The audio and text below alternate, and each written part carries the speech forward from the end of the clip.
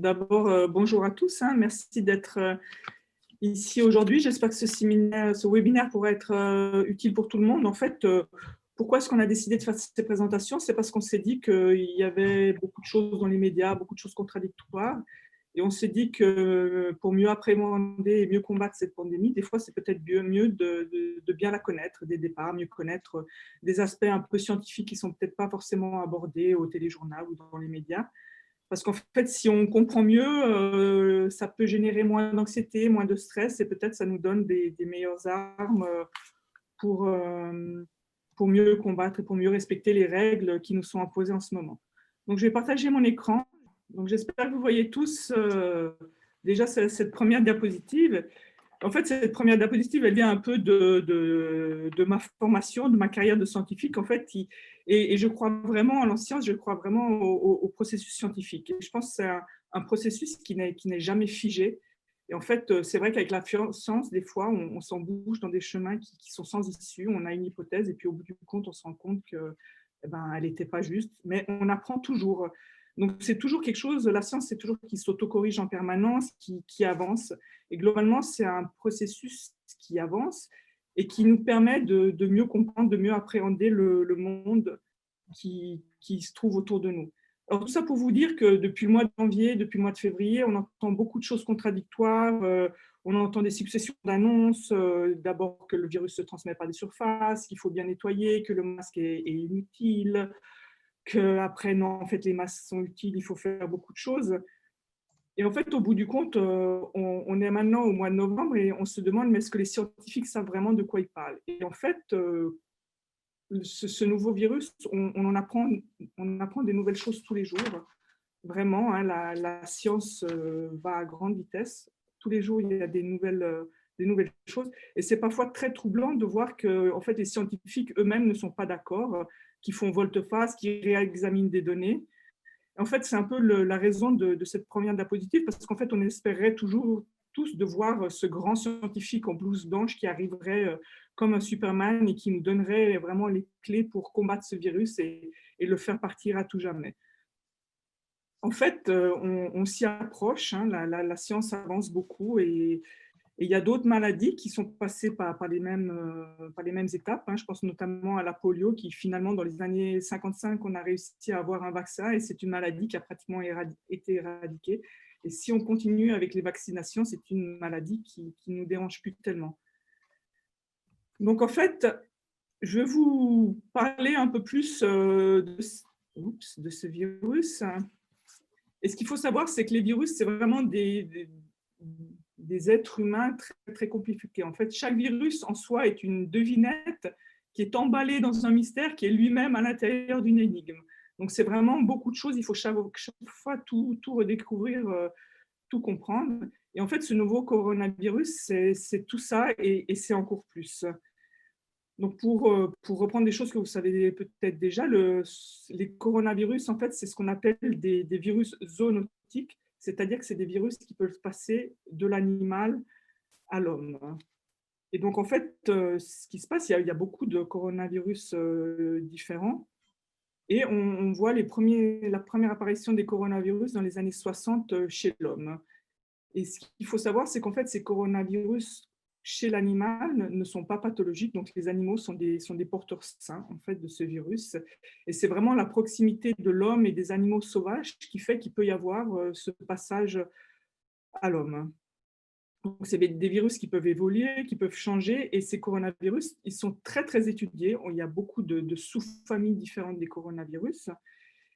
Et notamment, il y a eu déjà 2 épidémies assez importantes de coronavirus qui sont passées de l'animal à l'homme dans les dernières années. On parle notamment de la MARS et de la SERS, qui ont en fait été des coronavirus qui étaient beaucoup plus virulents que celui qu'on a aujourd'hui, et donc ils se sont un peu éteints d'eux-mêmes. C'est-à-dire que le virus doit toujours trouver un équilibre entre sa survie et la façon dont il va se propager. Donc son but à lui, c'est de se propager le plus possible. Donc il doit essayer de ne pas tuer son hôte trop vite, parce que plus il tue son hôte rapidement, moins il va pouvoir se propager. Donc ce nouveau coronavirus, en fait, c'est un peu un intermédiaire. Il ressemble plus à une grippe qui se transmet comme ça. Et il est beaucoup moins il est moins méchant que les précédents coronavirus, mais ce qui fait qu'en fait, il dure beaucoup plus longtemps.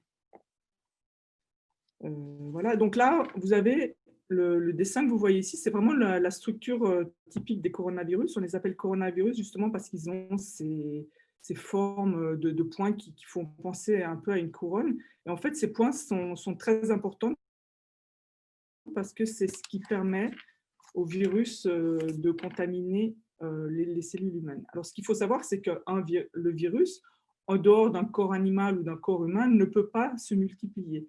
Il a vraiment besoin d'infecter une cellule humaine ou animale pour pouvoir commencer à se multiplier et créer de plus en plus de virus. Alors, je vais passer à la diapositive suivante.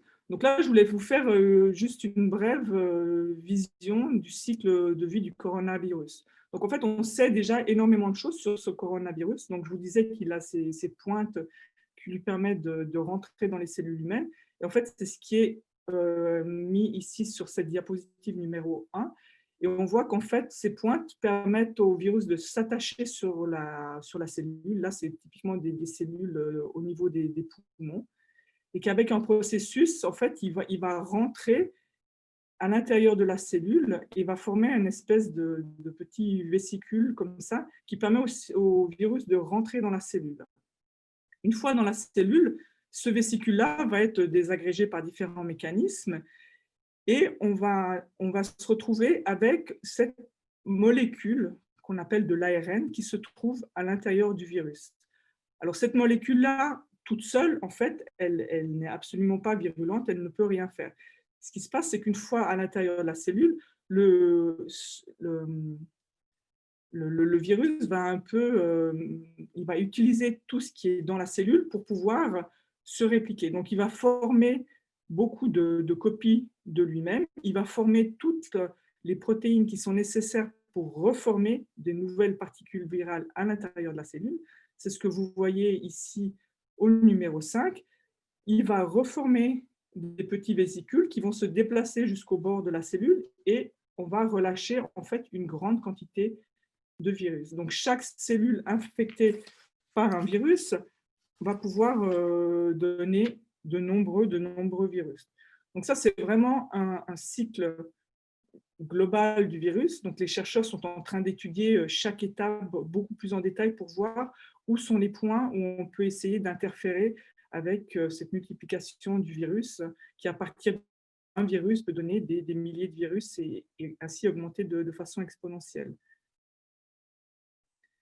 Donc, en fait, une fois que le virus est rentré dans le corps, il rentre principalement au niveau du poumon. Là, vous avez une diapositive vraiment avec les symptômes dont on a entendu vraiment parler en ce moment, qui au départ peuvent être souvent des symptômes qui sont très courants, qui ressemblent aux symptômes de la grippe, hein, notamment des fièvres, des toux, un peu d'essoufflement. Donc, vraiment quelque chose qui peut faire penser à la grippe. Et pourtant, il y a d'autres symptômes qui vraiment différencient le coronavirus des autres, notamment la perte de goût et d'odorat. On se rend compte que la plupart des gens qui sont positifs au virus ont une perte de goût et d'odorat qui peut durer plus ou moins longtemps. Il y a des maux de tête, des maux de gorge, des rhumes. Souvent, on a beaucoup de très fortes douleurs musculaires et aussi une atteinte à tout le système gastro-intestinal qui pouvait être sous forme de diarrhée ou de vomissement.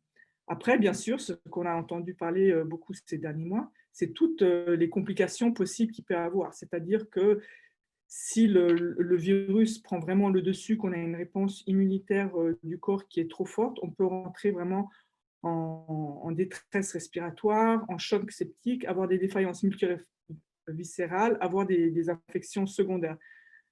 Donc, c'est vraiment des symptômes qui vont varier d'une personne à l'autre et qui dépendent beaucoup de la façon dont le système immunitaire va répondre chez chaque personne. Donc, il y a énormément d'études qui sont faites justement sur la façon dont le système immunitaire est mis en action par cette infection virale. Alors, le système immunitaire, c'est quelque chose d'extrêmement complexe et je pense qu'il faudra faire une présentation rien que pour ça parce qu'il y a vraiment beaucoup de composés différents qui entrent en jeu ensemble et qui peuvent ou diminuer ou augmenter la réponse immunitaire. Parce qu'il faut savoir que la réponse immunitaire peut avoir une une activité pro-inflammatoire ou bien une activité anti-inflammatoire, c'est-à-dire qu'elle peut améliorer ou exacerber tout type d'infection. Dans le cas du coronavirus, on ne sait pas pourquoi vraiment, dans certains cas, on a l'impression que ça va mieux et tout d'un coup, il y a des espèces de secondes vagues, il y a ce qu'ils appellent cette tempête de cytokines qui arrive et qui provoque souvent des rechutes chez les gens. Donc c'est encore un endroit où la connaissance augmente tous les jours, où on commence à trouver des façons de guérir des gens. Alors on sait qu'il y a des facteurs de risque qui vont pour développer des complications majeures. On parle notamment d'obésité, d'hypertension, donc tout problème cardiovasculaire, tout ce qui est diabète, aussi l'âge, un âge plus avancé peut être en risque. Tous des gens qui ont déjà des pathologies respiratoires ou bien des formes d'insuffisance aussi bien rénale qu'immunodéprimée ont plus de probabilité d'avoir des formes graves de la maladie. Donc en fait, il y a vraiment un équilibre entre le système immunitaire qui va favoriser la continuité de l'infection et de l'inflammation et l'activité qui essaie de la diminuer. Donc moi, je voulais vous parler un peu au lieu de rentrer en détail dans tout ce que peut faire le système immunitaire, je voulais plus parler si j'arrive à passer la diapositive, de tout ce qui est de tout ce que la recherche fait en ce moment pour essayer de trouver des solutions. Donc, ce qu'on sait, c'est qu'il y a probablement eu passage d'une chauve-souris à l'homme, probablement à travers d'un autre animal intermédiaire qui a fait que le virus qu'on appelle SARS-CoV-2 et qui donne une maladie qui s'appelle Covid-19 est arrivé chez l'homme. Donc là, vous avez un peu la panoplie de tout le type de recherche qui est en train d'être faite. Alors, la première chose, c'est des études de nouvelles molécules et des repositionnements de médicaments. Et ça, c'est surtout au niveau plutôt d'essayer de guérir les malades. Donc, une fois que les symptômes sont évidents, que des gens peuvent développer des formes plus graves, on a déjà plus de 150 000 molécules qui sont à l'essai en ce moment. Depuis le mois de mars, maintenant, les hôpitaux ont beaucoup évolué dans la prise en charge des malades qui arrivent en urgence. Il y a des moyens beaucoup plus efficaces pour limiter l'inflammation, pour limiter la nécessité de mettre les gens en thérapie intensive et sous respiration artificielle. Et notamment, ce qu'on a entendu beaucoup au début du confinement, c'est le fameux essai Solidarity qui était lancé par l'Organisation mondiale de la santé, où on parle effectivement d'un essai clinique qui a essayé d'évaluer les effets de la chloroquine ou de l'hydroxychloroquine, du remdesivir et de combinaisons d'autres molécules qui sont tous déjà, à part la chloroquine, des molécules qui ont démontré un effet antiviral. Donc, c'est impressionnant de noter ces 150 molécules qui sont à l'essai. Alors, il y en a beaucoup de ces molécules qui agissent pas forcément contre le virus, mais qui vont agir contre des mécanismes du système immunitaire pour essayer de baisser, par exemple, l'augmentation de certaines cytokines qu'on sait néfastes et qui vont avoir tendance à augmenter ou propager l'infection. Donc, il y a vraiment la liste, il y a des tableaux et des tableaux et beaucoup d'essais cliniques où ils sont vraiment en train de tester. Donc, ça, c'est vraiment tout un pan de recherche qui part sur essayer de guérir des gens qui auraient des symptômes. Après, sur la droite de l'écran, on voit vraiment des choses qui peuvent être aussi bien pour guérir des patients qui sont déjà positifs, mais vraiment plutôt, qui serait vraiment plutôt une prévention au niveau du développement des vaccins et d'autres choses. Alors, au niveau des vaccins, il y a au moins une douzaine de vaccins qui sont en essai clinique et on va revenir dessus tout à l'heure. Je pense que personne n'a raté la grande annonce de Pfizer hier soir qui déclare les premiers résultats de son essai clinique. Alors, il y en a d'autres qui vont arriver derrière, il y en a d'autres qui sont là, dont l'échéance arrive vraiment dans les prochaines semaines, j'imagine, et on va revenir dessus plus tard. Et il y a une chose qui a été essayée très tôt, c'est ce qu'on appelle l'utilisation du plasma de patients qui ont été positifs mais qui ont guéri. Donc, ce qu'il fait, c'est qu'on prend le sang de ces patients, c'est-à-dire que quand on est infecté par le virus, notre corps automatiquement va créer des anticorps pour essayer de lutter contre la maladie. C'est ce qui se passe pour toute infection virale, que ce soit le Covid ou une autre.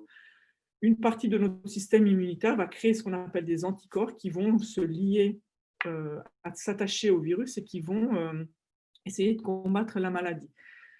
Donc, ce qu'on imagine, c'est que chez des patients qui auraient été positifs et qui ont guéri, on va avoir une grande quantité de ces anticorps qui peuvent potentiellement agir contre le virus. Donc, il y a des essais qui ont utilisé le plasma, donc c'est-à-dire le sang enrichi en anticorps, et ils l'ont injecté chez des gens malades qui étaient en thérapie intensive pour voir si, en faisant ça, on pouvait limiter la charge virale du virus. Alors, il y a des résultats assez mitigés. C'est pas facile de le faire, il faut des grandes quantités. En plus, il faut vraiment contrôler des questions de compatibilité d'un patient à l'autre. Et donc, c'est un genre de thérapie qui a plus de chances d'avoir des essais secondaires. Il y a aussi des thérapies d'anticorps monoclonaux, donc je vais parler avant. Donc, c'est le même principe de base que d'utiliser du sang de patient qui a des anticorps, sauf que là, on va créer des anticorps de façon artificielle grâce aux avancées de la technologie, hein, c'est ce qu'on peut faire, et ensuite injecter ces anticorps dans les patients de façon à ce que l'anticorps aille reconnaître le virus et puisse lutter comme le virus. Pour ceux qui ont déjà entendu des présentations que j'ai faites sur la maladie de Parkinson en précédent, ces anticorps monoclonaux, c'est typiquement les essais thérapeutiques qui sont en cours pour essayer de limiter la propagation de l'alpha-synucléine. Donc, on a des anticorps qui sont dirigés contre l'alpha-synucléine et on essaie de cette façon de limiter les dommages que peut créer l'agrégation d'alpha-synucléine. Donc là, c'est la même chose, c'est des anticorps qu'on injecte chez des personnes qui vont s'attacher au virus et qui vont ainsi, on l'espère, limiter la propagation de la maladie, de l'infection. Donc là, je reviens à l'image que j'avais fait avant, où vous avez le cycle viral, et pour vous dire là où les molécules, en fait, à part s'attaquer à essayer de diminuer l'exacerbation de la réponse immunitaire, de voir ce qu'ils font au niveau du virus. Donc, on a des molécules qui sont là et qui essayent d'empêcher le virus de s'attacher sur les cellules. Donc, si le virus ne peut pas s'attacher à la cellule, il ne va pas pouvoir rentrer dans la cellule, donc il ne va pas pouvoir se multiplier. Donc, en empêchant ça, on va empêcher la multiplication du virus. Il y a des molécules qui essaient d'empêcher la pénétration du virus à l'intérieur de la cellule. Donc, c'est des mécanismes très séquentiels qu'on connaît bien. Donc, on essaie vraiment d'avoir des molécules qui vont empêcher ou bloquer certaines parties de ce processus pour empêcher que le virus se rentre à la cellule, qui aussi, à ce moment-là, l'empêchera de se multiplier.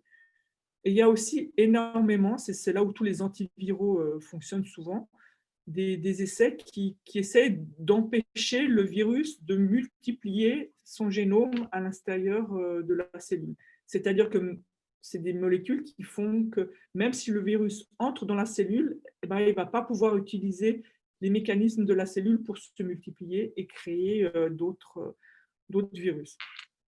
Donc ça, c'est vraiment un des endroits où les nouvelles molécules fonctionnent. Donc là, je voulais parler des différentes stratégies de vaccins, parce que là, on parle vraiment de prévention. Donc, c'est vraiment là où on espère qu'on pourrait vacciner la population et donc vraiment limiter la propagation du virus. Alors, il y a encore beaucoup de choses à savoir sur ça. C'est-à-dire que même les gens qui ont attrapé le virus, on sait aujourd'hui qu'il y a probablement la possibilité d'être infecté de nouveau. Donc, même l'immunité naturelle qu'on peut développer après l'infection du virus, avec le temps, on ne sait pas si c'est des mois ou des années, mais on sait qu'elle diminue. Elle va diminuer de façon différente chez tout le monde. Donc, on sait qu'il y a quand même une possibilité d'être infecté une deuxième fois par le virus. Il y a encore beaucoup d'études sur ça. Et donc, les stratégies de vaccination vont aussi devoir déterminer si un vaccin suffira une fois ou bien s'il faudra répéter de façon successive les vaccins. Donc là, je vais vous montrer plus ou moins 9 stratégies de vaccins différentes qui sont tous en cours d'essai clinique chez l'homme. Donc, il y en a beaucoup qui sont encore en études précliniques, on ne va pas en parler aujourd'hui. Je voulais vraiment vous parler de ce qui est déjà sur l'homme et de ce qui avance. Et on va finir par les annonces qui ont été faites hier par le groupe Pfizer-BioNTech. Donc, les premiers types de stratégies, c'est d'injecter un virus vivant, mais atténué. Alors ça, typiquement, c'est les vaccins saisonnaux qu'on reçoit pour la grippe. Donc, il y a différentes façons de les faire. On a un virus qui est toujours vivant, donc qui peut se répliquer, mais qui est beaucoup moins virulent, qui devient beaucoup moins méchant. Donc, il y a une boîte pharmaceutique qui s'occupe de ça. Et en fait, eux, ils veulent faire ça à partir du système intestinal. Donc, ils sont en train de développer des probiotiques qui pourraient exprimer ces pointes, donc ces couronnes du virus, de façon assez forte. Et donc, qui pourrait stimuler à partir du système gastro-intestinal une réponse immunitaire qui pourrait se propager dans le sang ensuite et aider à diminuer l'infection du virus si on devait être vacciné, si on devait être infecté par le virus. Donc, ce qui fait, c'est qu'en fait, on prépare le système immunitaire à avoir une réaction rapide si le virus arrive, ce qui fait que le virus n'aurait pas le temps de commencer à se répliquer, mais qui serait tout de suite reconnu par le système immunitaire, qui le bloquerait et qui empêcherait sa propagation. Donc, ça ne veut pas dire qu'on ne peut pas être infecté, ça veut dire que si on est infecté, on va avoir une réaction et des symptômes mineurs qui vont disparaître beaucoup plus rapidement. Il y a un vaccin qui est intéressant. En fait, c'est le vaccin du BCG. On s'est rendu compte que le vaccin du BCG, dans d'autres cas, il pouvait tout à fait préparer le corps à une réponse rapide en cas d'infection. Donc, il y a des essais cliniques qui sont en cours de route où on revaccine des gens pour le BCG, notamment, c'est testé beaucoup sur tout le personnel soignant. Et on imagine qu'en fait, ça va préparer mieux à une réponse rapide en cas d'infection, donc toujours pour diminuer la réponse au virus et donc endiguer beaucoup plus rapidement cette infection virale.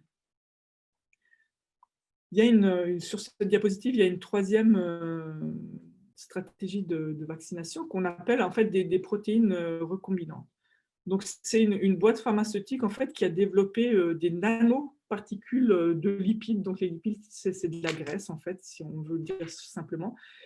Et ces nanoparticules exprimeraient en leur surface toujours cette protéine qu'on appelle la protéine S. Donc, c'est la protéine qui fait la couronne du virus et qui lui permet de rentrer dans la cellule. Et donc, en injectant cette forme atténuée de virus qui exprimerait seulement la protéine de surface, en injectant, on imagine que là aussi, on va apprendre au corps à reconnaître cette protéine, à reconnaître que c'est une protéine contre laquelle ils font combattre. Et quand le vrai virus arrive, le système immunitaire sera prêt à reconnaître cette protéine et agir très rapidement pour empêcher la propagation du virus. Donc, vous le comprenez, le but d'un vaccin, c'est toujours préparer le système immunitaire pour réduire l'expression de l'infection virale. Hop. Alors après, il y a une autre stratégie qui consiste à utiliser des vecteurs viraux. Alors les vecteurs viraux, c'est typiquement ce qui est utilisé dans la thérapie génique, c'est-à-dire qu'on infecte une certaine zone du corps, et on va pour lui apprendre à, dans ce cas-là, exprimer toujours cette protéine de couronne du virus. Donc, il y a différentes boîtes pharmaceutiques qui travaillent sur ça. Il y a une boîte pharmaceutique en Chine qui, en fait, essaye de modifier des protéines, des cellules du système immunitaire. C'est les protéines du système immunitaire qui vont présenter la couronne en fait, du virus à d'autres cellules et qui vont lui dire, voilà, attention, quand tu vois cette couronne, eh ben, tu dois savoir que c'est une protéine contre laquelle il faut combattre et tu dois faire des anticorps. Donc ça, c'est en modifiant des cellules qu'on appelle des cellules qui présentent des antigènes. C'est un terme un peu compliqué, on ne va pas rentrer dans les détails, mais en fait, ça modifie les cellules du système immunitaire pour suractiver le système immunitaire en cas de besoin. Il y a AstraZeneca avec l'université de Stanford, c'est ce que vous avez au milieu, qui utilise aussi un virus avec la séquence toujours de cette protéine S. Donc, vous comprenez, la protéine S, c'est la protéine de la couronne du virus. Et donc, là aussi, l'idée, c'est d'injecter ce virus qui va modifier les cellules. Ces cellules vont présenter les couronnes du virus, mais il n'y aura pas de virus, donc il n'y a aucun risque d'infection. Le système immunitaire va le reconnaître comme quelque chose d'étranger et va monter une réponse immunitaire. Donc, il y a deux. Il y a l'université d'Oxford qui travaille sur ça et une autre boîte pharmaceutique qui s'appelle CanSino qui aussi travaille sur ce type. Alors, c'est des vecteurs viraux différents. Les dernières choses, c'est ce qu'on a entendu hier soir à la radio. C'est vraiment des... Excusez-moi. Je vais vous demander de patienter 1 minute, je vais chercher un verre d'eau.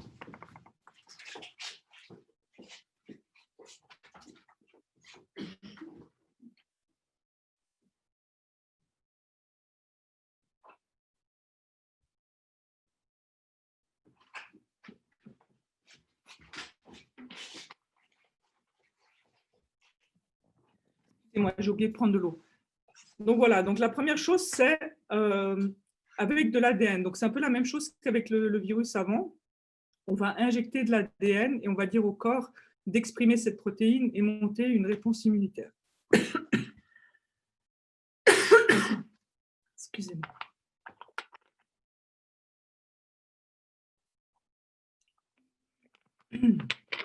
Ah là là. Pas l'habitude de parler. Donc, ce que vous avez entendu hier, en fait, c'est cette chose-là que vous avez sur la droite. Et il y a deux boîtes pharmaceutiques qui utilisent exactement la même technique, mais avec des subtilités différentes. Donc, il y a Pfizer et Moderna. Donc, eux, ils utilisent une molécule qu'on appelle de l'RNA qui, une fois injectée, va aussi utiliser le système cellulaire des cellules dans lesquelles il est injecté et va permettre d'exprimer toujours cette protéine de couronne et toujours de monter une réponse immunitaire. Donc, c'est vraiment la compétition en ce moment entre Moderna et Pfizer pour voir qui sera le premier à obtenir. Oh là là. Et donc, en fait, ce qu'il faut savoir, c'est que ce type de vaccination n'a jamais été fait sur l'homme. C'est totalement innovant.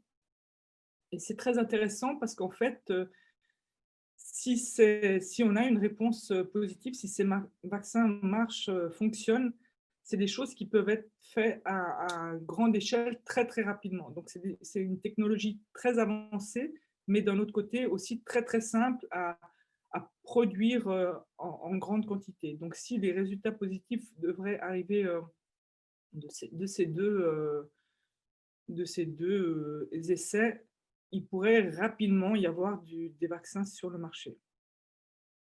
Donc, en fait, je vais vous parler un peu des résultats qui sont sortis ces derniers jours. Hein. Donc, vraiment, cette semaine même, il y a 2 boîtes pharmaceutiques qui ont sorti des résultats. Alors, le premier, c'est Eli Lilly. Donc, je vous parlais au début des vaccins, mais des anticorps monoclonaux. Et en fait, ils ont testé ces anticorps monoclonaux chez des patients qui étaient malades, qui étaient positifs, mais qui avaient très peu de symptômes. Donc, ils ont donné une injection intraveineuse de ces anticorps qui reconnaissent le virus, qui ont été créés de façon artificielle en dehors en industrie. Ils ont testé des patients avec 3 doses différentes et il y avait aussi des patients qui recevaient un placebo. Je vous rappelle que le placebo, ça veut dire que les patients ne reçoivent aucun traitement actif, donc aucun anticorps. Et c'est toujours des essais qui sont en fait en aveugle, c'est-à-dire que le patient ne sait pas s'il a reçu l'anticorps ou le placebo. Et ce qu'ils ont remarqué avec cet essai clinique, c'est qu'au bout de 11 jours, il y avait chez ces personnes qui étaient positives au virus une diminution de la charge virale qui était beaucoup plus rapide chez les personnes qui ont reçu ces anticorps artificiels que chez les personnes qui n'en ont pas reçu. C'est aussi ce qu'on fait beaucoup dans les essais cliniques, c'est de s'assurer qu'il n'y ait pas d'effets secondaires. Donc, c'est très important qu'on essaie de combattre un virus, mais qu'on ne crée pas des effets secondaires qui soient pires que le virus, comme toujours. Donc, les gens sont vraiment, chaque fois que les gens reçoivent l'injection, et vous l'avez vu si vous avez regardé le téléjournal hier soir, quand on injecte une dose comme ça, les gens doivent rester en hôpital pendant au moins 1 heure pour s'assurer qu'il n'y ait pas un choc anaphylactique à quelque chose, un choc septique, que les gens se portent bien et qu'il n'y ait pas de réaction déjà aiguë au vaccin. Et après, les gens sont suivis de façon régulière pour voir toutes les analyses du sang, voir si les valeurs cliniques dans le sang restent stables, s'il n'y a pas d'anomalie et ce genre de choses. Donc, pour cet anticorps neutralisant, pour l'instant, il n'y a pas d'effet secondaire majeur. Et il semblerait pour des personnes qui soient positives, avec peu de symptômes, ça permet vraiment de récupérer plus rapidement et de diminuer la charge virale dans le sang beaucoup plus rapidement. Et puis, il y a le fameux essai dont tout le monde a entendu parler depuis hier soir. Donc, ce qu'il faut savoir, c'est que Pfizer est en collaboration avec BioNTech et ils ont prévu un essai où les phases successives, ou 3 phases successives pour passer de phase 1, 2 et 3 s'enchaînaient de façon un peu logique s'il n'y avait pas d'effet indésirable des vaccins. Donc, en fait, ils ont d'abord fait un test préalable en groupant les gens entre 18 et 55 ans ou 65 et 85 ans pour voir déjà s'il y avait des effets indésirables du vaccin. Ils ont vu qu'il n'y avait pas d'effets indésirables, donc ils ont tout de suite commencé avec des groupes plus larges. Donc, ils ont même fait des tests sur des enfants de 12 à 15 ans, un groupe de 16 à 55 ans et après tout un groupe au-delà de 55 ans. L'essai se passe, ils font 2 injections de ce fameux vaccin à 21 jours d'intervalle. Les patients peuvent recevoir une de 3 doses différentes ou du placebo. Donc là aussi, certaines personnes ne reçoivent pas de vaccin. C'est des gens qui ne sont pas malades. Donc on teste vraiment la prévention. Ils ont regardé des effets secondaires après 7 jours, après 30 jours, et c'est des gens qui vont être suivis pendant 2 ans. Donc, pour avoir un résultat définitif, il faudra vraiment attendre 2 ans. Mais si les résultats sont très probants avant, je pense qu'ils demanderont des autorisations de commercialisation du virus. Alors, en fait, ce qu'ils ont fait, c'est qu'ils ont testé un très grand nombre de personnes qui étaient négatives. Ils leur ont demandé de continuer leur vie comme normalement, de ne pas essayer d'attraper ou de ne pas attraper le virus, mais de vraiment continuer à vivre normalement. Et au bout d'un certain temps, ils ont regardé dans cette population de patients combien de patients étaient positifs au virus.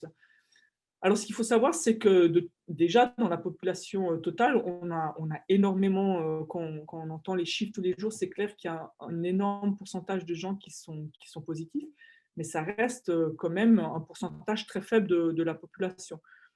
Donc, sur l'énorme nombre de patients qu'ils ont eu, le nombre de personnes qu'ils ont suivies, ils ont trouvé en tout un peu moins d'une centaine de personnes sur 40 000 qui ont été infectés par le virus. Et en fait, seulement 8 personnes qui avaient reçu ce vaccin ont été contaminées par le virus, contre 90 dans le groupe de personnes qui n'avaient pas reçu le vaccin. Donc en fait, d'après les calculs qui ont été évalués par des experts qui sont complètement indépendants des boîtes pharmaceutiques, ça aussi c'est très important et ça l'a dit, ça représente 90% d'efficacité de prévention de contamination. Alors, c'est des résultats préliminaires, c'est encore un faible nombre de personnes, mais c'est vrai que c'est des résultats qui sont intéressants et qu'il faudra vraiment suivre de très près pour voir ce qui se passe dans les prochains mois, lorsqu'encore plus de personnes seront vaccinées. Donc en fait, ça donne quand même de l'espoir parce que ça indique qu'on peut diminuer les personnes qui sont contaminées, donc diminuer la propagation du virus. Si on diminue la propagation du virus, on va endiguer la pandémie, on va réussir à la faire baisser. Mais moi, j'aimerais quand même donner une note de prudence sur ces vaccins parce que le développement d'un vaccin n'est jamais simple. Donc oui, on a des vaccins aujourd'hui qui fonctionnent très bien contre certaines pathologies. Le vaccin saisonnier qu'on fait chaque saison pour la grippe fonctionne très bien. Il a une durée qui dure la saison. Euh, Certains vaccins ont réussi à endiguer des maladies comme la polio et autre chose. Mais en fait, il faut être très attentif parce que c'est pas aussi simple que ça de dire ben, je vais apprendre au corps de fabriquer des anticorps. C'est-à-dire qu'il faut que le corps fabrique la bonne quantité d'anticorps, que ce soit pas trop ou pas trop peu. Il faut que ce soit un juste équilibre. Donc les vaccins doivent toujours être très bien dosés et il faut vraiment qu'il y ait un suivi à long terme pour s'assurer que sur le long terme, le vaccin, en fait, ne facilite pas encore plus l'infection, justement parce qu'il fait des anticorps. Il y a des études qui ont démontré, notamment sur le virus de la dengue, où il y a un très bon vaccin qui avait été développé. Et en fait, on s'est aperçu que dans certains cas, ce vaccin pouvait augmenter l'infection par le virus de la dengue. Donc, il faut rester très prudent. Il faut qu'il y ait beaucoup de contrôle qui soit fait. Il faut qu'il y ait beaucoup de suivi qui soit fait. Et voilà. Mais ce que moi j'aimerais noter, c'est que la population scientifique mondiale en ce moment travaille vraiment ensemble. Alors certes, il y a une guerre des labos pharmaceutiques pour savoir lequel aura le vaccin, parce que c'est à la fin, c'est aussi un discours économique, hein, il ne faut pas se voiler la face. Mais déjà, de voir que toute publication scientifique qui a trait de près ou de loin à la pandémie Covid-19 est en accès libre.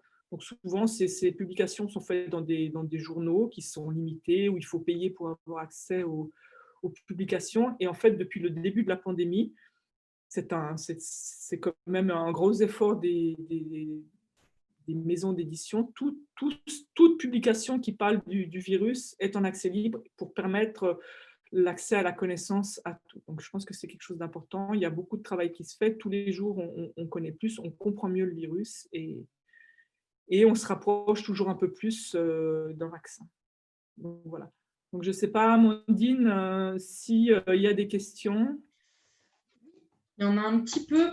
Alors, juste, je vous rappelle que pour poser vos questions à Marie, c'est donc le bouton Q et R qui est en bas de votre écran.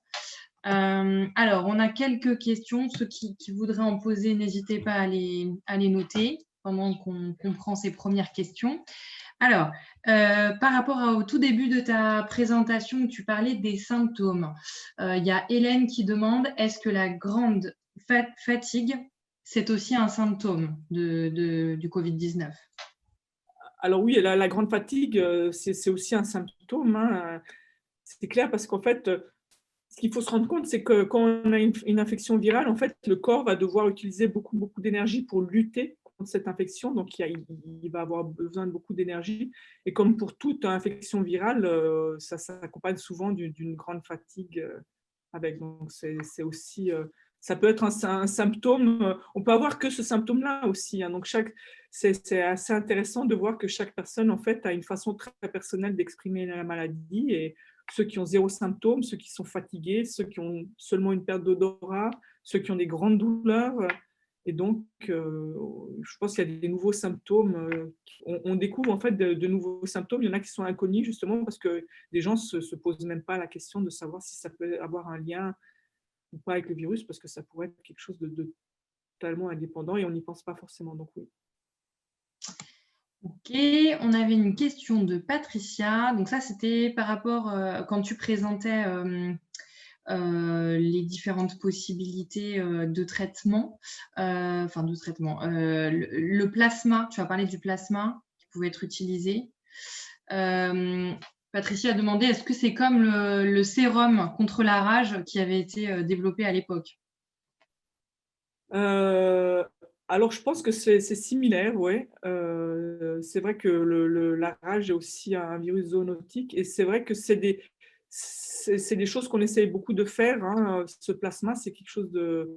Il y a beaucoup de recherches qui est faite dessus. C'est similaire. Donc, on va utiliser la réponse immunitaire de quelqu'un d'autre euh, pour, pour la favoriser chez une personne qui a pas eu l'infection ou qui a du mal, qui peut être immunodéprimée et qui a du mal à monter une réponse immunitaire. Le problème, c'est qu'avec du plasma, on injecte aussi beaucoup d'autres choses, donc ce n'est pas des anticorps purifiés. Alors, les techniques sont très suivies, c'est très contrôlé, c'est très bien fait, on n'injecte pas tout et n'importe quoi, mais c'est vrai que on n'injecte quand même pas juste un anticorps, on injecte un peu un tout et il faut avoir beaucoup plus de précautions avec ce genre de choses. Ok, il y a Daniel qui demandait combien de temps après une première infection au Covid-19 peut-on être réinfecté, puisqu'on disait qu'aujourd'hui, on ne sait pas si on est vraiment immunisé à la première infection. Ouais. Alors, il n'y a pas de règles, hein, il n'y a pas de choses établies, c'est un peu comme les 6 symptômes. En fait, je pense que ça va dépendre beaucoup de la réponse immunitaire qui a été montée la première fois. C'est-à-dire que souvent, on peut se rendre compte que des gens ont eu le virus alors qu'ils n'ont aucun symptôme, parce qu'on peut détecter des anticorps dans leur sang contre le virus, mais probablement, comme l'infection était faible, qu'il n'y a pas eu de grands symptômes, la réponse immunitaire a été plutôt faible, et donc peut-être que la protection va durer moins longtemps. Mais ça c'est quelque chose que je dis moi, il n'y a pas de règles établies, on ne le sait pas, c'est quelque chose qui est à l'étude. On commence à voir maintenant, donc avec le recul, donc depuis la première, depuis décembre, janvier, depuis le début, on commence maintenant à voir certains cas de gens qui sont de nouveau infectés, mais c'est vraiment pas une majorité. Donc de nouveau, c'est un faible pourcentage, c'est difficile à étudier la raison. Donc pour l'instant, on ne peut pas le dire de façon précise. On sait que ça peut arriver, mais ça ne veut pas dire que ça peut arriver pour tout le monde et dans le même laps de temps. Ok. En première partie d'exposé, tu disais que lorsque le virus est en nous, il peut se mettre en attente et ressortir quelques temps ou années après. Donc la question de Florence, c'est pourquoi injecter des nanodoses virales? Nous savons que pour sortir un vaccin, il faut minimum 9 ans. Aujourd'hui, 1 an après, des vaccins peuvent être commercialisés. Quid? Alors, je n'ai pas dit que le virus pouvait rester dedans et ressortir des années après. Ça, c'est les virus de la famille de l'herpès qui font. Quand vous avez un herpès ou le virus de la varicelle qui vient de la famille des herpès, c'est des virus qui restent toujours dans le corps. C'est pour ça qu'on peut avoir des resurgences des boutons d'herpès ou on peut avoir des resurgences de varicelle qu'on appelle le zona, en fait. C'est parce que ce virus, à un moment, il se met dans un coin de notre corps et il échappe au système immunitaire. C'est peut-être une ou deux particules qui restent là et qui restent en attente. Et quand on a des moments de grande fatigue où notre système immunitaire n'est plus là pour tout contrôler, c'est des virus qui peuvent ressortir. Dans le cas du virus, du coronavirus, ce n'est pas le cas. Le virus a un mécanisme où il va rentrer dans la cellule. Le virus, en fait, c'est une nanoparticule de lipides. Hein. Il est entouré, il est formé de lipides. C'est pour ça que se laver les mains avec de l'alcool ou du savon est aussi efficace. Ça va le désagréger immédiatement. Donc, il va rentrer dans la cellule et dans la cellule, il va utiliser tout de suite le système de la cellule pour se multiplier et réinfecter tout de suite. Donc, le coronavirus ne reste pas, à ma connaissance, latent dans le corps. Et donc, l'idée quand même d'un vaccin, c'est de limiter la propagation pour éradiquer une maladie. C'est ce qui a été fait pour d'autres pathologies comme la polio.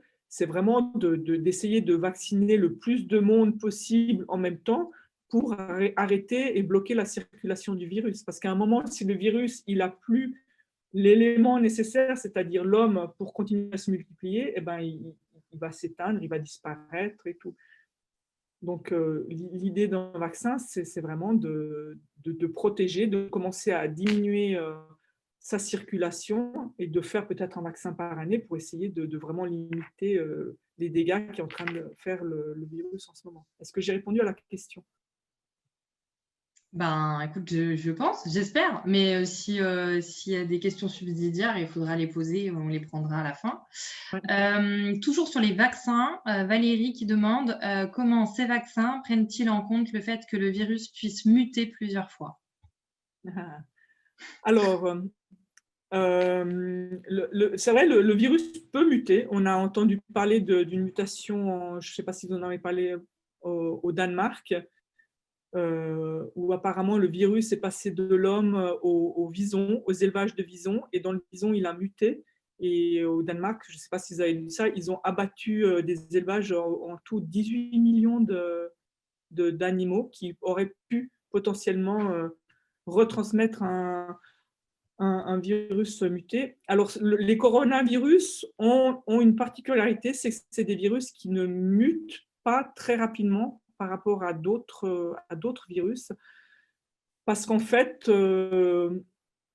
lorsqu'il se réplique, il a, lui, un système de contrôle de sa réplication.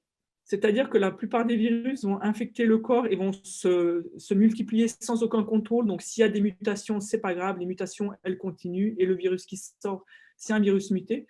Dans le cas des coronavirus, en fait, ils ont un mécanisme qui permet de faire une relecture, c'est-à-dire, et qui va corriger s'il y a une erreur. C'est-à-dire que quand chaque particule virale qui est recréée, et en fait, passe par un processus de relecture qui fait qu'en fait, les coronavirus, on a de la chance, sont des virus qui mutent beaucoup, beaucoup moins rapidement que d'autres virus.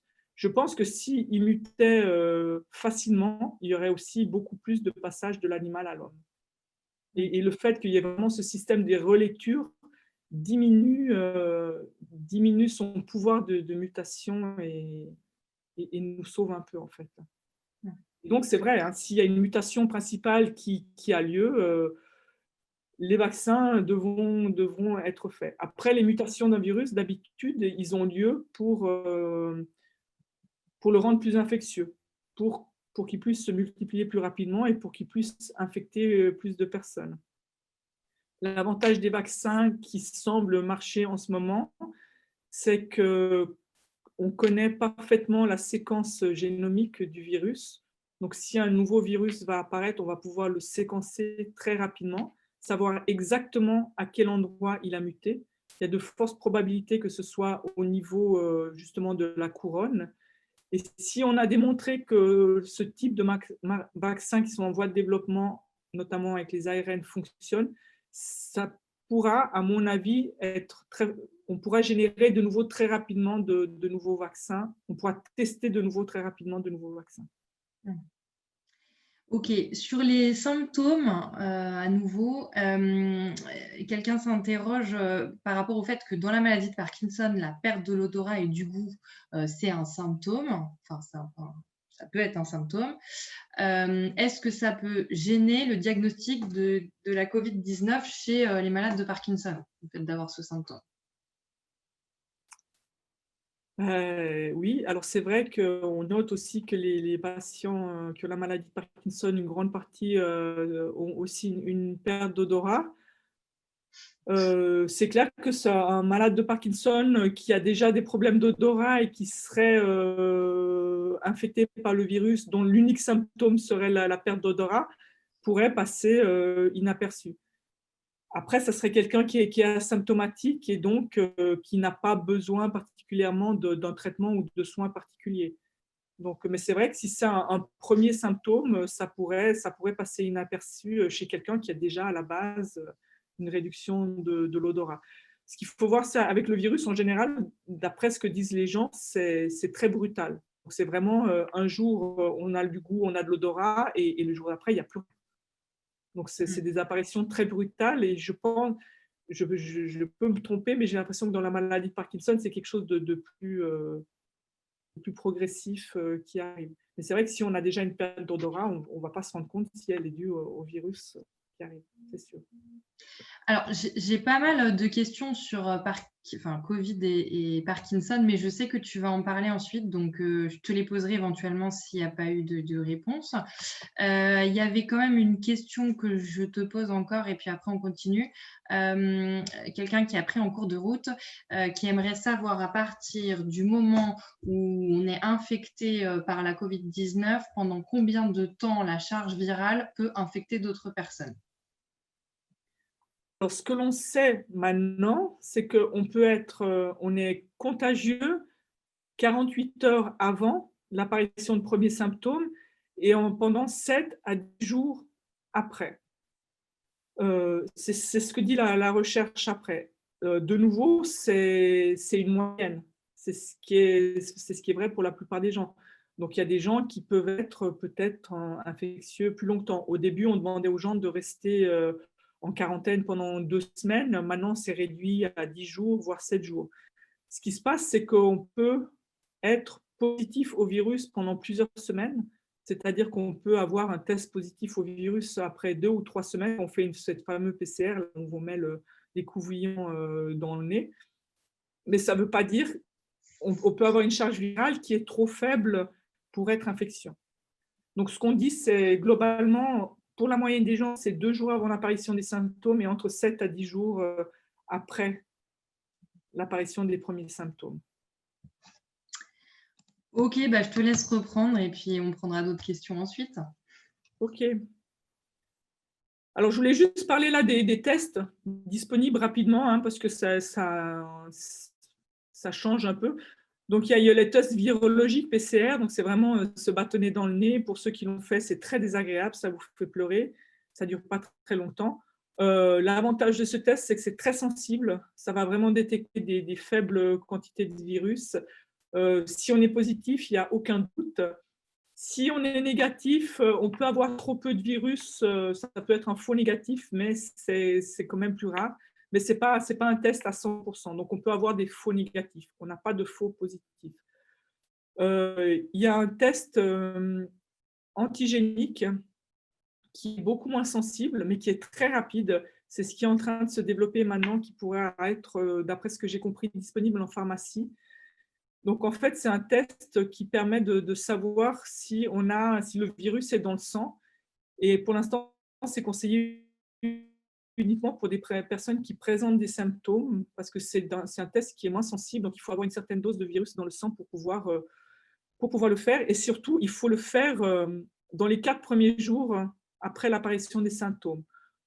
Au-delà, le test risque de ne pas être suffisamment sensible. Un autre test pour les personnes porteuses de virus, c'est un test salivaire, donc vraiment à partir de la salive de détecter la présence de virus.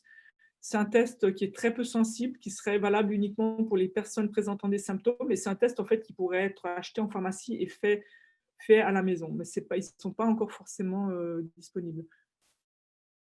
Et il y a le test sérologique. Alors, je vous ai montré une image parce que je l'ai trouvé aujourd'hui et je la trouvais assez visuel. Donc, le test sérologique, c'est-à-dire qu'on va prendre, c'est pour des personnes qui ont déjà été contaminées, c'est-à-dire qu'on va réussir à détecter si les personnes ont eu une réponse immunitaire, ont produit des anticorps contre le virus, et si ces anticorps sont produits dans le sang. Donc, dans le premier carré, on voit c'est une personne qui n'a jamais eu le virus. Alors, dans ce genre d'essai, il faut toujours s'assurer que l'essai ait fonctionné. Donc, vous voyez les petits points que vous voyez là, c'est ce qu'on appelle le contrôle positif du test. Et donc, ça veut dire que, bah oui, le test fonctionne, mais cette personne n'est vraiment pas contaminée, n'a jamais été contaminée par le virus. Alors, si vous vous rappelez la première photo du virus, vous voyez le virus, il a sa couronne, mais il a aussi d'autres protéines à sa surface. Donc, notre système immunitaire peut monter une réponse, faire des anticorps contre différentes parties du virus. Et ce test, en fait, antigénique est très intéressant parce qu'il permet de détecter différents types d'anticorps, pas seulement des anticorps dirigés contre cette fameuse protéine de la couronne. Et c'est ce qu'on voit ici. Donc, vous voyez ces barres-là et le S et le N. En fait, c'est différentes parties du virus contre lesquelles une réponse immunitaire a été faite.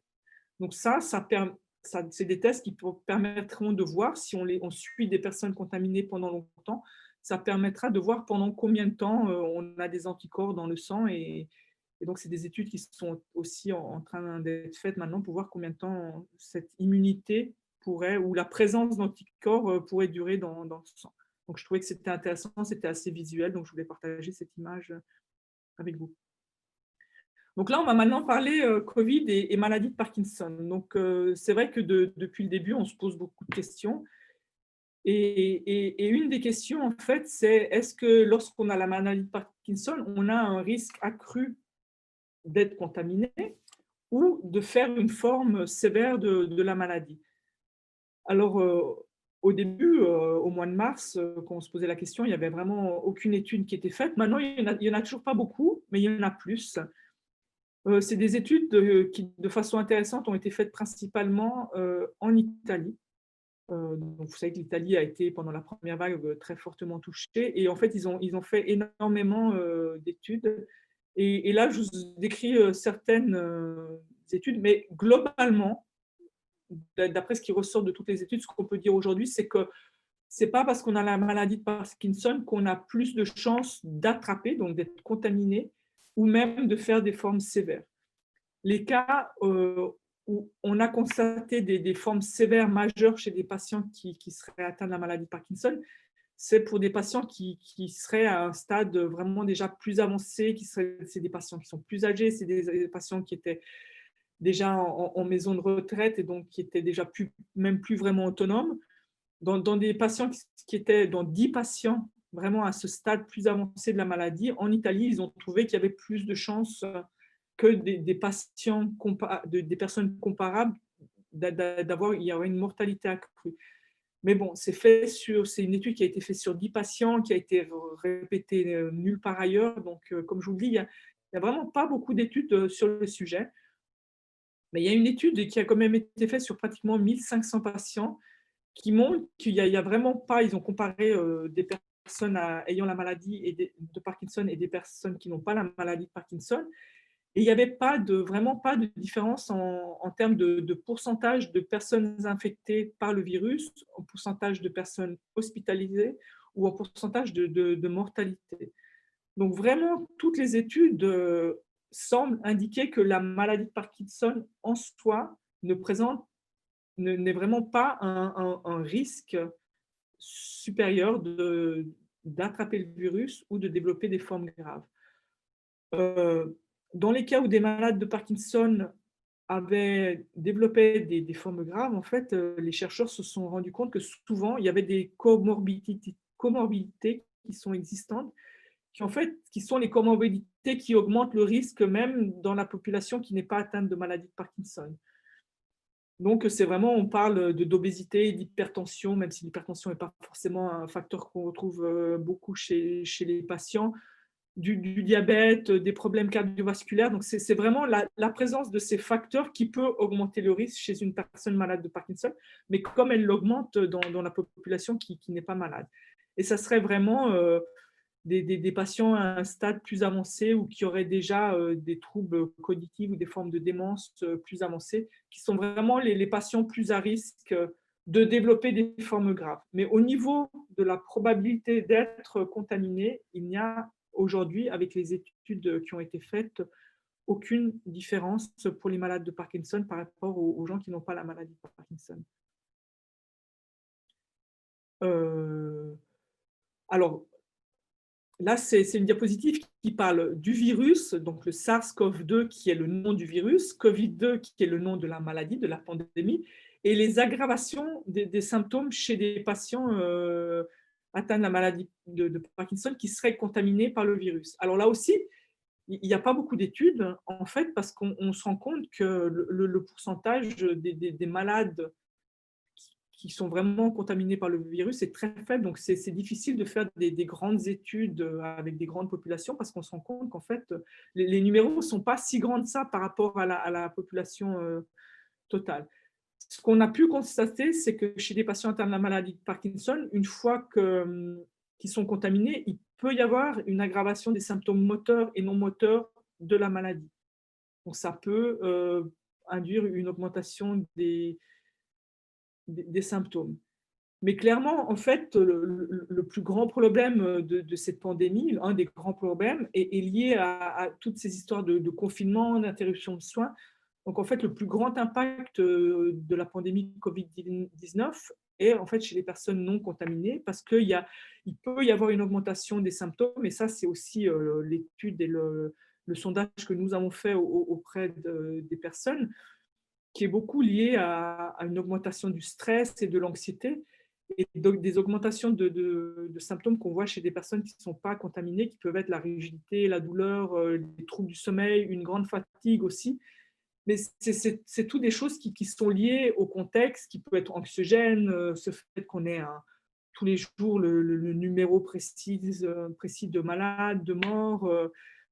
Ça devient très anxiogène chez un terrain de personnes qui sont déjà tendanciellement un peu plus anxieux, et chez qui on sait que le stress va augmenter, la présentation peut augmenter les symptômes mosteurs.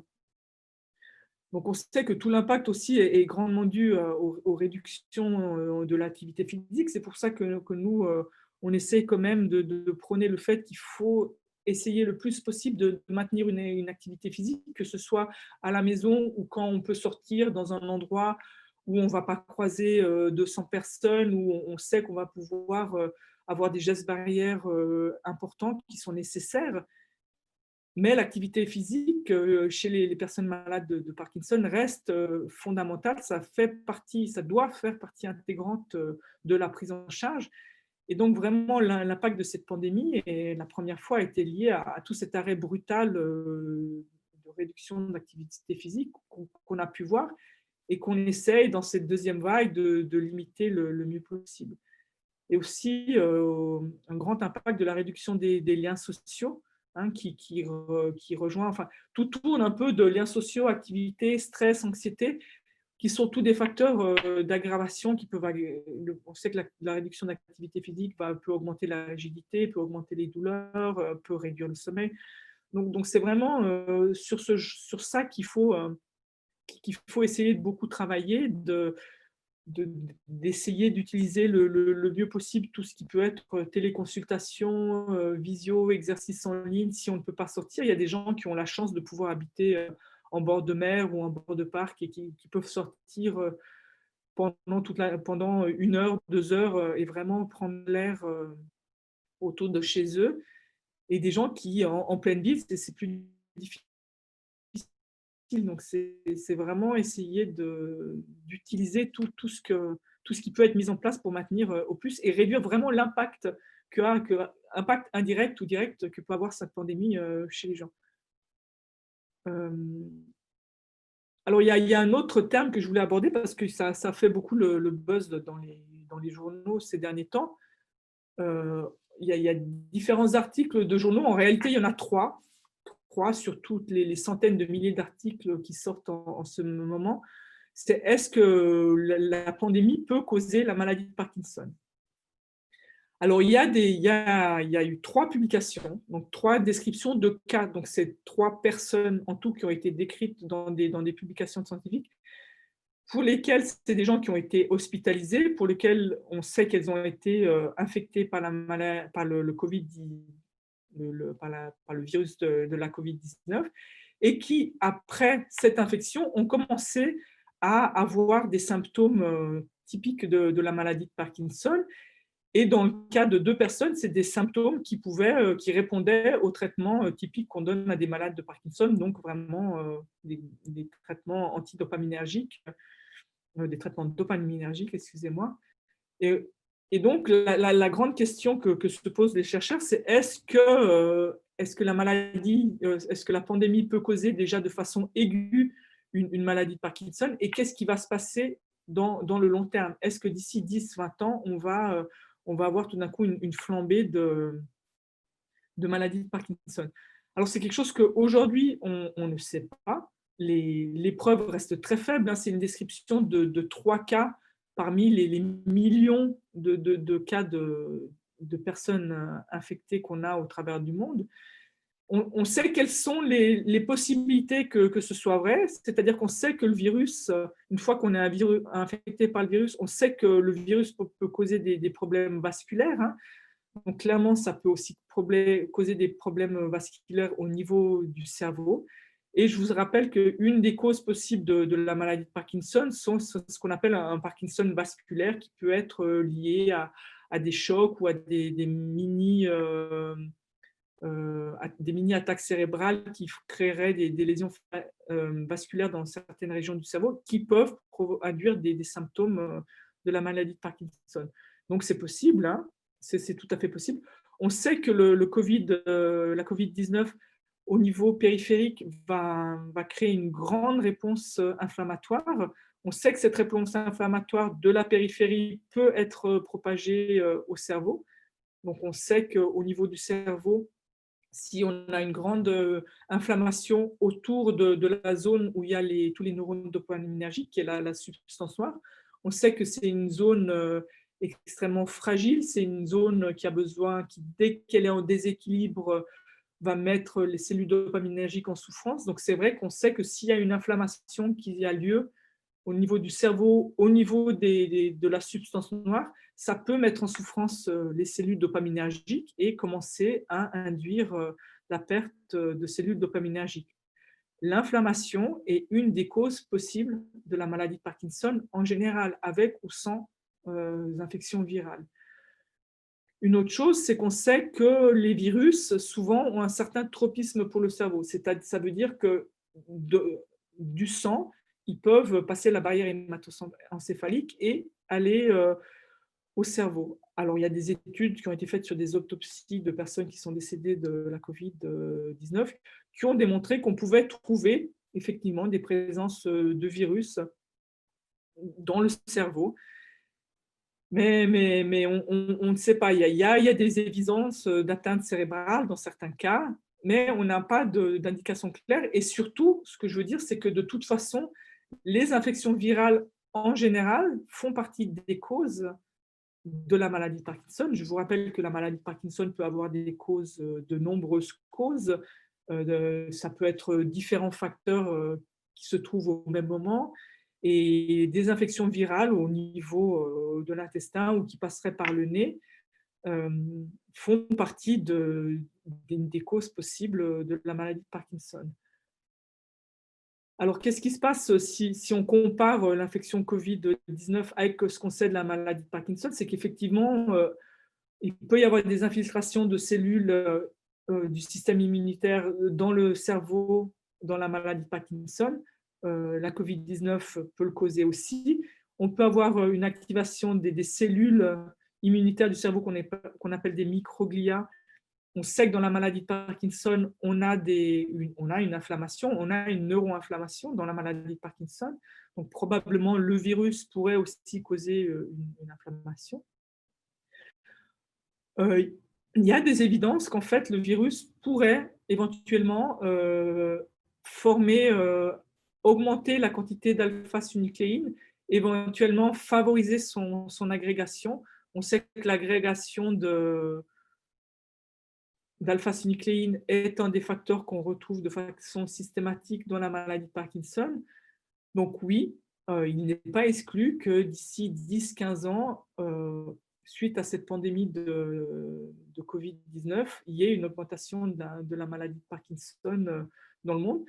Donc, ce que font les gens maintenant, ce que font les chercheurs, c'est qu'en fait, ils vont faire suivre de façon longitudinale, c'est-à-dire dans le temps, plusieurs fois par année, les gens qui ont été infectés. Ils vont vraiment analyser l'apparition de nouveaux symptômes qui peuvent être des symptômes neurologiques. Donc, on parle de maladie de Parkinson, mais ça peut être aussi d'autres types de maladies. Et c'est des populations qui vont vraiment être suivies et qui peut-être permettront aussi de mieux comprendre quelles sont les causes de la maladie de Parkinson. Et moi, le point sur lequel je voudrais insister, c'est que ce qui va se passer dans 10-20 ans à cause de cette pandémie, aujourd'hui, on ne peut rien y faire, si ce n'est essayer de ne pas l'attraper. Par contre, aujourd'hui, pour les malades de Parkinson, on sait qu'on peut faire beaucoup de choses. On sait qu'on peut faire de l'activité physique, donc il faut vraiment pas... Pour la recherche, il faut suivre ces patients et voir comment éventuellement la maladie peut se développer, mais il faut surtout se concentrer sur qu'est-ce qu'on peut faire pour les malades aujourd'hui et pas dans 20 ans. Parce qu'on peut préparer aujourd'hui, pour essayer de limiter au maximum ce qui pourrait éventuellement se passer dans 20 ans, mais on n'en est même pas sûr. Donc, il faut vraiment se concentrer aujourd'hui pour essayer de trouver la prise en charge meilleure pour les patients et surtout trouver aujourd'hui des traitements qui peuvent ralentir la progression de la maladie. Donc, c'est important de connaître ces cas, c'est important de les étudier, c'est important de les suivre et de voir comment ça continue. Mais je pense qu'il faut surtout se concentrer aujourd'hui sur ce qu'on peut faire pour la maladie aujourd'hui. Voilà. Voilà. Donc après, on va passer aux gestes barrières. Donc, je ne sais pas s'il y a des questions. Oui, il y a notamment une question. On a parlé de l'aggravation que pouvait occasionner l'infection à la COVID-19 sur les symptômes moteurs et non moteurs de la maladie de Parkinson. On a une question sur est-ce que l'aggravation des symptômes moteurs, notamment, est temporaire ou pas? Enfin, est-ce que cette aggravation et les conséquences vont rester ensuite ou est-ce que les personnes peuvent récupérer? Alors, je pense que je n'ai pas de réponse précise à donner à ça parce qu'on n'a pas une vision assez à long terme pour l'instant. On n'a pas assez de cas. Ce que je sais, c'est que dans certains cas, pour pallier à cette augmentation de symptômes, les traitements sont modifiés. Donc, il peut y avoir des augmentations ou des diminutions des symptômes. Hein. Je sais que, par exemple, certaines personnes infectées du virus ont développé tout d'un coup des dyskinésies. Et les dyskinésies, je vous rappelle, c'est un des effets secondaires de la lévodopa, c'est quand il y en a trop en fait de lévodopa. Donc, ce qui se fait en ce moment, c'est plutôt d'essayer d'adapter les traitements quand l'infection est finie. Donc, les médecins, de ce que je sais, après, je n'ai pas une connaissance absolue, c'est qu'en pleine infection Covid, ils vont essayer de ne pas modifier tout de suite le traitement parce que ça pourrait occasionner des gènes supplémentaires. Donc, on va vraiment essayer d'attendre que l'infection passe, que l'infection soit stabilisée pour essayer de rééquilibrer les symptômes. Et après, je pense que c'est vraiment les études à plus long terme qui nous diront si oui ou non ces symptômes sont transitoires, si au bout d'un moment, on peut de nouveau retourner en arrière, rediminuer le traitement ou pas. Il n'y a pas de réponse claire pour l'instant. Ok, on avait une question au tout début aussi. Quelqu'un qui a été opéré de la stimulation cérébrale profonde en septembre et sa neurochirurgienne ne préconise pas le vaccin de la grippe. Bon, c'est pas le vaccin contre la COVID-19, mais elle préconise pas le vaccin de la grippe par rapport aux effets indésirables que ça pourrait occasionner. Et il est probable, du coup, que le vaccin, si jamais il y en a un, le vaccin contre la COVID-19 soit aussi non préconisé. Tu avais entendu parler de ça, toi, Marie? Alors non, je vous avoue que là, c'est vraiment, je n'ai pas de réponse à donner. Il est possible que la préconisation soit liée au fait que l'intervention a été faite il n'y a pas longtemps. C'est les risques d'infection, ouais. Risques d'infection liés. Stimulation en général, je ne pense pas que les patients neurostimulés en général, au contraire, je pense qu'on leur conseille de faire le vaccin de la grippe. Après, peut-être que je me trompe. Je pense que cette contre-indication est plutôt liée à la proximité de l'intervention plus que du long terme. Ça, c'est quelque chose à demander aux médecins. Mais sinon, c'est la première fois que j'en entends parler. Je n'ai pas de réponse précise à donner sur ce sujet. D'accord. Sinon, on avait aussi une question. Est-ce qu'il y a un lien entre une carence en vitamine D ou en vitamine K et la sévérité de la COVID-19? Alors, sur la vitamine K, je ne suis pas sûre. Ce que je sais, c'est que ce qui a été démontré, c'est que la vitamine D peut avoir un effet plutôt bénéfique sur le développement de la maladie. Il y a des études qui ont été faites et ils ont vu que des patients qui étaient sous vitamine D avaient moins de probabilité de développer des formes plus graves. La vitamine D, souvent, on dit que ça peut avoir un effet bénéfique aussi pour la maladie de Parkinson. Après, ça ne veut pas dire qu'il faut aller en pharmacie et commencer à prendre de la vitamine D à gogo, parce que comme toutes les choses, ça doit être pris de façon bien dosée. Des carences comme des excès de vitamines peuvent être tout à fait néfastes. Donc, je pense que si on a une carence en vitamines, le médecin généraliste peut tout à fait prescrire une prise de vitamine D pour essayer d'avoir des niveaux qui soient dans la norme. Mais il faut vraiment essayer de pas se faire un surdosage de vitamine D qui pourrait avoir des effets tout à fait indésirables aussi. Mm. Ok, bon bah c'est tout, tu peux continuer. Donc, avec tout ça, ce que je vous disais avant, c'est qu'en fait, la meilleure façon de lutter contre le virus, c'est de ne pas l'attraper. Et donc, c'est vrai que ces derniers temps, on a eu beaucoup d'informations, les masques, pas les masques, 1 mètre carré, 2 mètres carrés, soyez dehors, faites pas en groupe.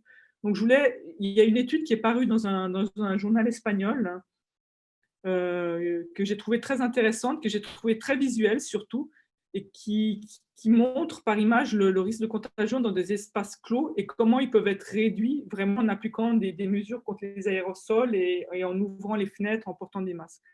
Donc là, j'ai quelques diapositives qui sont un peu plus visuelles.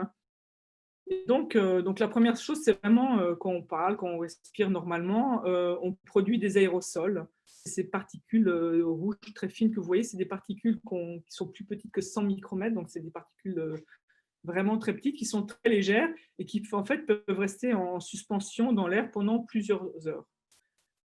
Au milieu de tout ça, on peut aussi produire des gouttelettes. Donc c'est ce que vous voyez là. Hein. Donc c'est des particules qui sont beaucoup plus grosses, qui sont 10 fois plus grosses que les aérosols et qui en fait vont tomber à terre très rapidement parce qu'elles sont plus lourdes, elles ne restent pas en suspension. On considère que pour une gouttelette libérée, on libère environ 1200 aérosols. Donc les deux posent des problèmes. Les gouttelettes posent des problèmes parce qu'elles peuvent contenir des virus et se poser sur des surfaces, donc contaminer les surfaces. Les aérosols vont être un problème parce qu'ils vont rester en suspension dans l'air. Donc j'ai cette prochaine diapositive qui est assez visuelle aussi et qui évalue le taux d'aérosols présents dans une salle, dans une pièce qui ne serait pas aérée pendant 1 heure. Donc si on reste silencieux, au bout de 2 minutes, il n'y a pas grand-chose. Au bout de 15 minutes, ça augmente un peu, mais tout compte fait, au bout d'1 heure, il n'y a pas grand-chose. Si on parle normalement, sans parler fort, vraiment un ton normal, on voit que si on compare, on voit qu'au bout d'1 heure, il y a vraiment beaucoup plus d'aérosols présents. Et si on parle fort, comme ça peut être dans un bar, quand on est avec des amis, quand on rigole et tout, en fait, ou même quand on chante, on se rend compte qu'au bout d'1 heure, si la salle n'est pas aérée, il y a vraiment une concentration énorme de ces aérosols. Or, ces aérosols contiennent des particules virales qui peuvent être viables pendant plusieurs temps. Donc là, vous avez un petit mot en bas, on estime qu'on émet 50 fois plus de particules en parlant fort ou en criant que lorsqu'on est silencieux. Donc ça pose vraiment le problème de tous les espaces publics où on va parler automatiquement plus fort pour se faire entendre et tout. Donc ça, je pense que c'est assez visuel et c'est toujours dans des espaces qui ne sont pas aérés. Donc là, vous avez une image, donc c'est tiré du journal El País en Espagne, qui ont eu un très grand rebond d'épidémie dans la seconde vague. Et par exemple, ça montre qu'est-ce qui peut se passer dans une maison privée où il y aurait 6 personnes et il y a une personne au milieu de tout ça qui est positive et personne ne le sait. Donc, qu'est-ce qui se passe? Si vous voyez dans cette image en haut, si la fenêtre est fermée, donc là, vous voyez, c'est des conditions où en plus les gens maintiennent quand même une distance d'1 mètre, 1,50 m entre les personnes. Donc les personnes ne sont pas agglutinées, ils maintiennent quand même une certaine distance physique. Et on voit que sans masque, dans cet espace-là, vous voyez qu'au bout de 4 heures, eh ben, tout le monde va être contaminé. Donc vraiment, 4 heures dans un espace clos avec une personne qui est contaminée, peut-être qu'il ne le sait pas, va contaminer les autres personnes. Si les gens ont des masques, qu'on est toujours dans un espace clos, on va se retrouver avec 4 personnes qui ont un risque d'être contaminées et une des personnes qui a pas de risque. Donc, au lieu d'avoir 5 personnes contaminées, on a 4 personnes à risque. Par contre, ce que vous voyez là, dans cet espace-là, c'est que si les gens ont un masque et que l'espace est ventilé, si la fenêtre est ouverte toutes les 2 heures de façon régulière, eh bien, vous allez avoir seulement une personne qui a le risque d'être contaminée. Donc, on voit l'importance du masque qui va limiter les projections d'aérosols entre les personnes, mais aussi l'importance de libérer, d'aérer l'espace, d'éliminer tous ces aérosols qui peuvent s'accumuler dedans au fil des heures. Il y a un autre exemple qui est dans un bar. Donc, on a un bar dans lequel la capacité a été réduite de 50%. Attendez, je vais boire un peu d'eau.